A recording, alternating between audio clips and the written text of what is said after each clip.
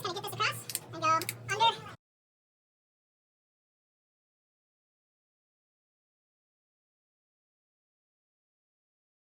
We're measuring out, we're going to use 4-inch. That you actually kind of round off the ends here a little bit.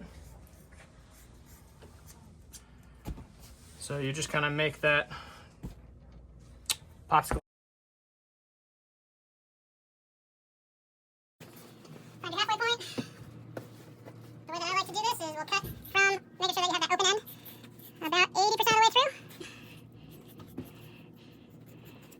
And then try to be real clean with the fiberglass that's left over at the top of this little arch, because that's right where the webbing of the thumb is going to be. Biggest trick with these is make sure that you actually put it on yourself and take a look in there. You can see how there's no fiberglass that's going to be kind of getting into the webbing of the thumb.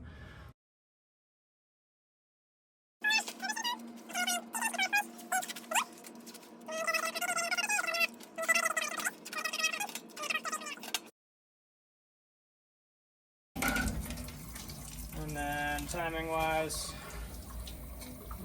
try to leave it long enough that you get that nice good line, but you're not absolutely soaking this thing. And then again, this way, outside is outside, the inside stays nice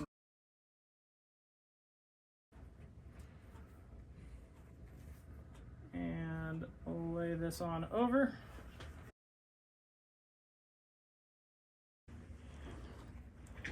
So the first ace wrap is kind of just to get things placed.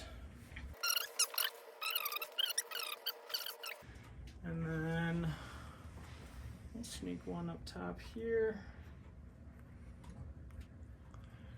and try to leave that space for the dock.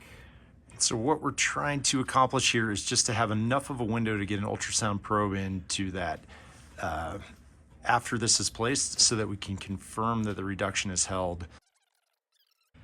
Doing 1 2-inch up top, 1 4-inch down low, just so that we kind of have, again, that general shape. At this point, you can feel the cast is actually starting to firm up, but we still have that good view for the ultrasound. Do you want to